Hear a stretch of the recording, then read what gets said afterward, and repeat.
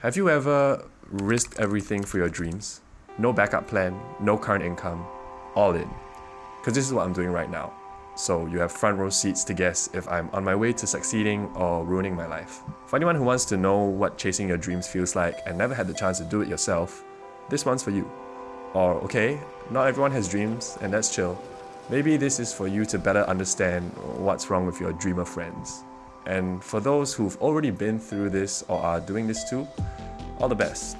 Say it back. Now what's this dream I'm ready to risk everything for? It's a vision.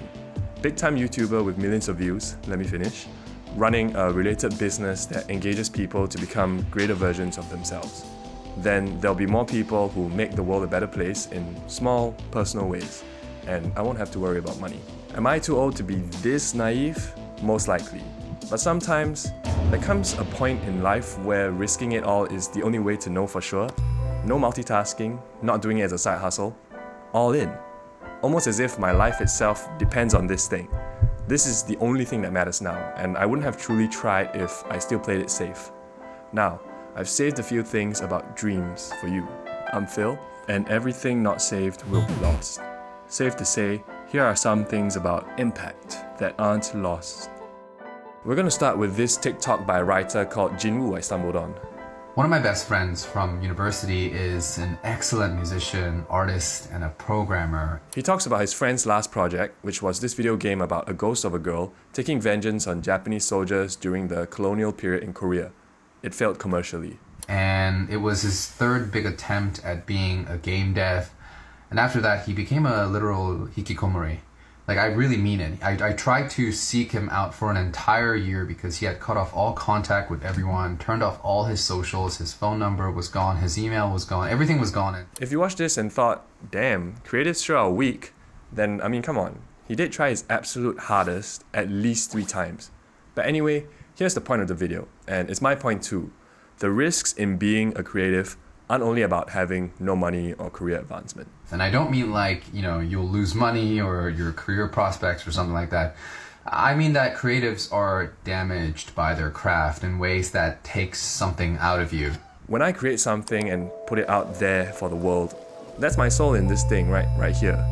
Sure, it can't be seen and touched and smelled like blood and sweat and tears. Maybe that's why it's hard to understand. But let's start somewhere. By the way, there are definitely tears in creative if you needed proof of work ethic.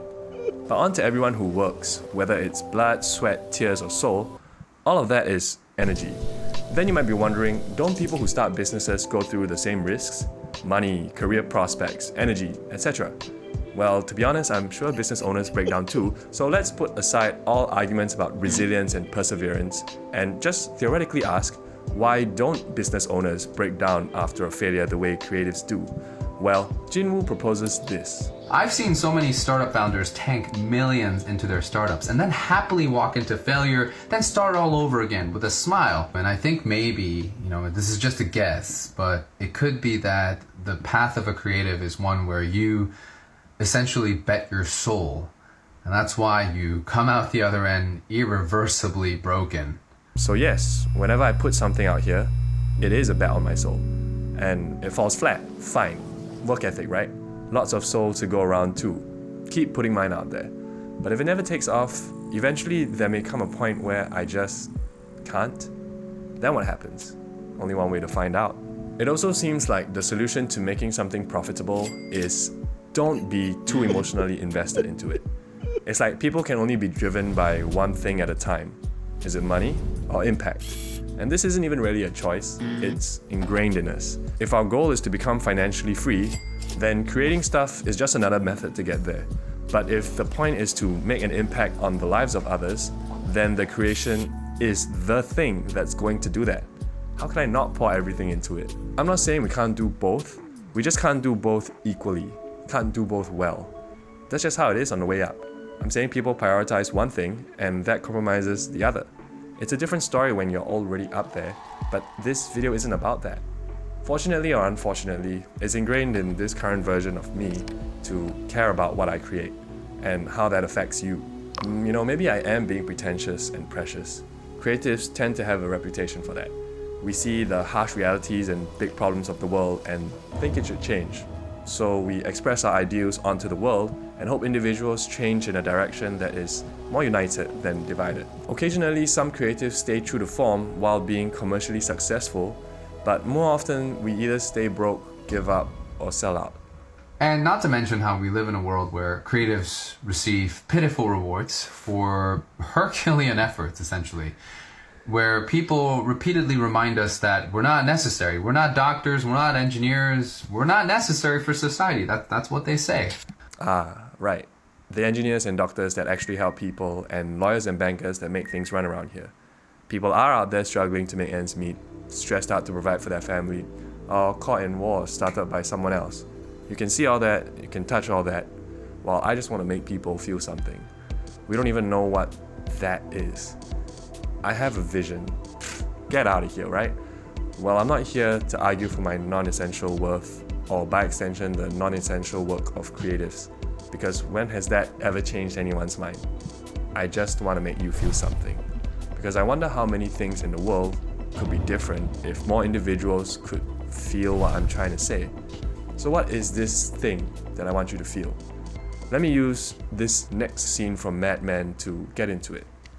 It's a Rothko. Why the hell didn't Dale say that? $10,000. So it's smudgy squares, huh? That's interesting. These are employees in an ad agency sneaking into their boss's office to see an expensive painting he bought. It's a Mark Rothko painting, or in other words, $10,000 smudgy squares, as Harry and Jane put it. I think this scene takes place in 1962, so adjusting for inflation to this year, it's about $107,000. Basically, these smudgy red squares cost $100,000. How could something like this cost that much? Maybe he has a brochure in here, something that explains it. I don't think it's supposed to be explained. I'm an artist, okay? It must mean something. Maybe it doesn't. Maybe you're just supposed to experience it. Maybe you're just supposed to experience it. Damn, that's Ken Cosgrove. To me, he's cooking. Sorry, I'm biased. Sure, neither of us could afford $100K for it, but for now, let's just focus on what it means to feel something. Because when you look at it, you do feel something, right?